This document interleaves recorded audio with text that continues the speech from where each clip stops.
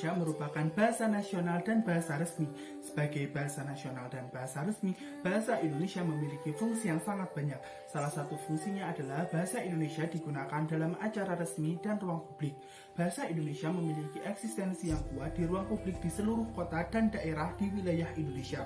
Penggunaan bahasa Indonesia di ruang publik sangat penting dalam kehidupan bermasyarakat, berbangsa, dan bernegara sebagai sarana komunikasi antara satu daerah dengan daerah yang lain. Selain itu, bahasa Indonesia merupakan identitas dan jati diri bangsa Indonesia yang telah dicetuskan sebagai bahasa persatuan pada peristiwa Sumpah Pemuda pada tanggal 28 Oktober 1928. Pada era globalisasi saat ini, bahasa Indonesia sedang menghadapi tantangan dan masalah yang cukup serius, khususnya dalam bidang penggunaan bahasa Indonesia di ruang publik. Ketentuan tentang penggunaan bahasa Indonesia di ruang publik diatur dalam Undang-Undang Republik Indonesia Nomor 24 Tahun 2009 tentang bendera, bahasa, dan lambang negara serta lagu kebangsaan. Pasal 26 ayat 3 yang berbunyi bahasa Indonesia wajib digunakan untuk nama bangunan atau gedung, jalan, apartemen atau pemukiman, perkantoran, kompleks perdagangan, merek dagang, lembaga usaha, lembaga pendidikan, organisasi yang didirikan atau dimiliki oleh warga negara Indonesia atau badan hukum Indonesia.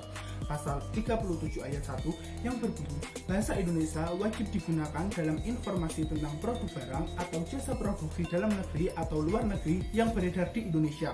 Pasal 38 ayat 1 yang berbunyi bahasa Indonesia wajib digunakan dalam rambu umum, penunjuk jalan, fasilitas umum, spanduk, dan alat informasi lainnya yang merupakan pelayanan umum. Lalu, apa itu ruang publik?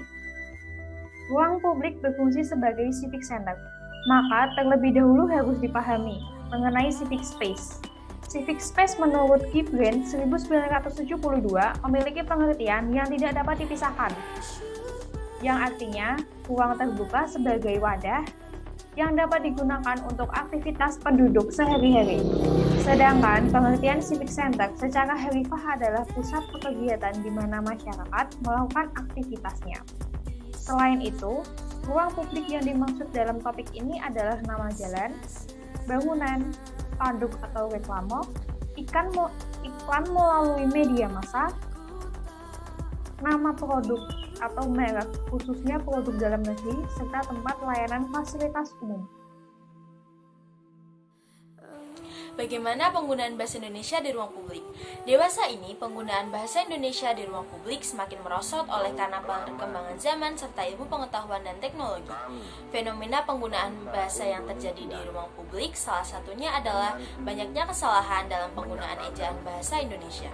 Masyarakat ataupun para pengelola ruang publik jarang mengenal kata baku dalam bahasa Indonesia.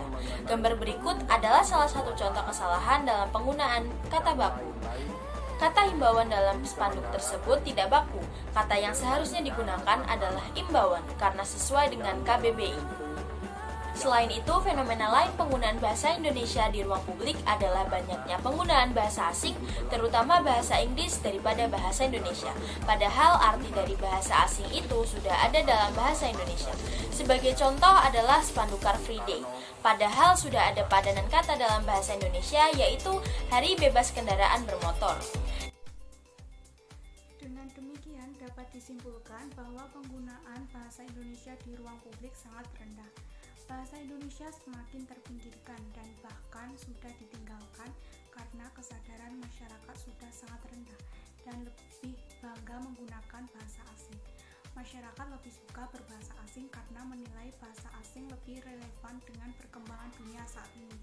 Tanpa mereka sadari, hal tersebut merupakan perbuatan melawan hukum karena melanggar UU RI nomor 24 tahun 2009, khususnya pasal 26 sampai 40 yang secara jelas membahas tentang penggunaan wajib bahasa Indonesia.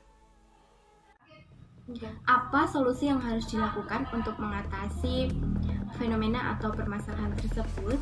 Dalam bidang pendidikan, Guru Besar Bahasa Indonesia Universitas Indonesia Felicia Renadi menjelaskan pentingnya memperhatikan kapasitas belajar bahasa Indonesia di sekolah-sekolah.